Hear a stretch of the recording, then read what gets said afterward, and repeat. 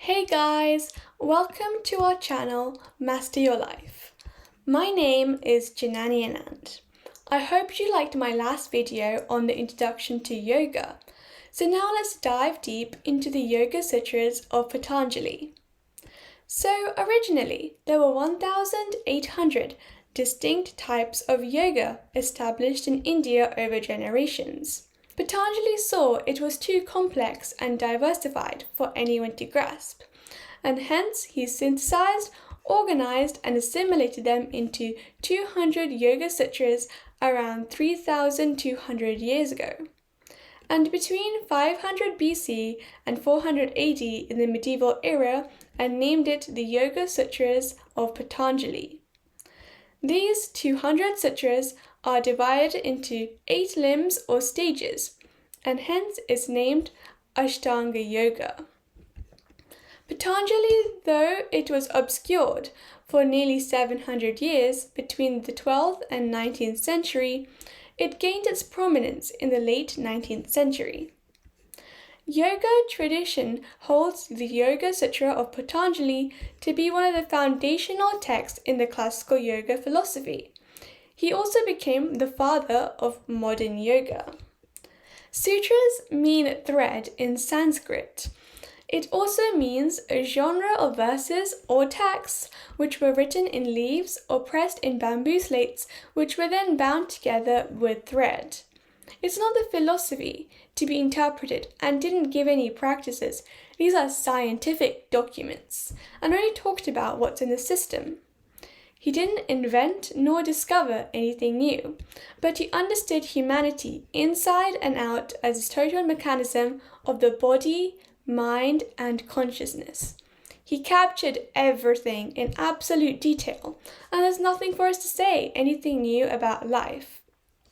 His mastery of language and composition was matchless. He's a man of intellect and probably one of the greatest who walked this planet. And his breadth of understanding of life is so vast that today's scholars argue that everything he wrote could not have been just one man's work, even though it probably was. They were brief and easy to memorize. It's not a textbook to read from start to end. If you read one sutra and make it true with your life, that's just enough, and then you can just keep on doing it. If every human being had the capability, he had and are inclusive with everything around us, then we're blessed with such competence which works for our well-being. This means the pain of ignorance is tearing you apart. And now there's a way to know. Yoga. You're in a certain form, physical, mental, and energy form, and if you want to transform, you can just do yoga. So Ashtanga Yoga has 8 compounds: Yamahas, Niyama, Asanas, Pranayama, Pratyahara, Dharana, Dhyana, and Samadhi. The first limb is Yamas. These are ethical vows or morals. They help with personal growth of an individual, the abandonment of enmity, and leads to the perfection of inner and outer amity with everyone and everything. It's universal and shouldn't be limited by class, place, time, or circumstance. It means non-violence, non-harming other living beings. It also means truthfulness and no falsehood, no stealing, no chastity or sexual resistance, and no greed. These are all very important concepts in yamas. And only after you complete the first limb, you're allowed to move to the second limb, which is niyama. This includes the virtuous habits and behaviors and observances, the purity, clearness of mind, speech, and body, the contentment that accept others, the persistent and perseverance. You have to be able to self-study and self-reflect on the introspection of one's thoughts, speeches, and actions. The contemplation of the Supreme Being, your true self, and the unchanging reality. And only after you complete the second limb, you're allowed to move to the third limb, which is asanas. This means meditation postures, the one you can hold for a long period of time. Make sure you stay relaxed, stay steady, stay comfortable, and motionless. There are 12 seated meditation postures: the lotus posture, the hero posture, the glorious posture, the lucky mark posture, the staff posture, the supported posture, the bed seeds posture, the seated heron posture, the seated elephant posture, the seated camel posture, and the evenly balanced posture.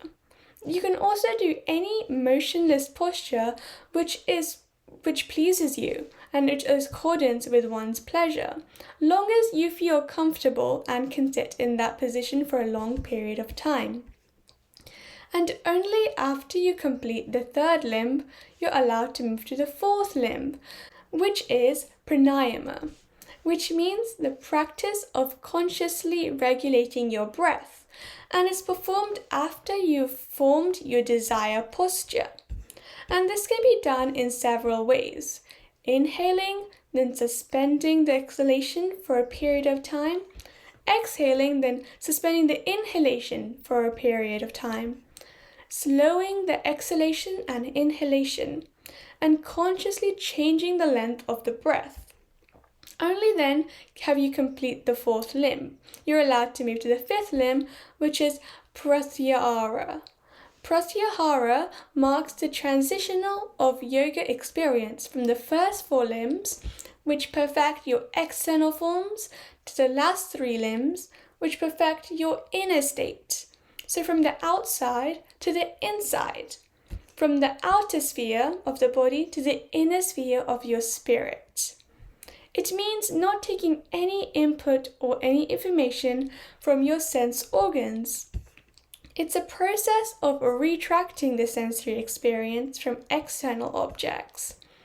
It's a step of self-extraction and abstraction. So you fetch one's attention to seek self-knowledge and experience the freedom innate in one's inner world.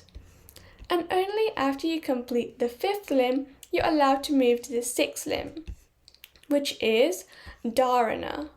Dharana is the sixth limb of yoga and is to hold one's mind in a particular inner state, subject, topic, or one's mind. So you hold, maintain, and keep. It means concentration, introspective focus, and one-pointedness of mind. So your mind is fixed on a mantra or one's breath, the tip of your tongue, the center of your eyebrows, or any other place or object that you want to observe. So only after finishing the sixth limb, you can move on to the seventh limb, which is jhanam, is contemplating or reflecting on whatever dharana was focused on. Jhanam as a yoga state when there's only the stream of consciousness thought about an object uninterrupted by other thoughts of different kind of the same object. So only after you complete the seventh limb, you're allowed to move to the last and the eighth limb, which is samadhi. The thinker, the thought process, and the thought fuse with the subject of thought. It means joining, combining with, union, harmonious whole trance, characterized by the absence of response to external stimuli. Typically, it's induced by hypnosis. If dharana and jhanam are practiced, samadhi will be taken care of itself. So I hope you guys enjoyed today's video, and thank you for joining. I know that some of you will be a bit overwhelmed, but don't worry. In the future, we'll make more detailed videos on each limb. So if you like my videos, please stay tuned for more up-to-dates and check out my other playlists on healthy eating habits. But until then, hope you guys have a healthy and happy lifestyle.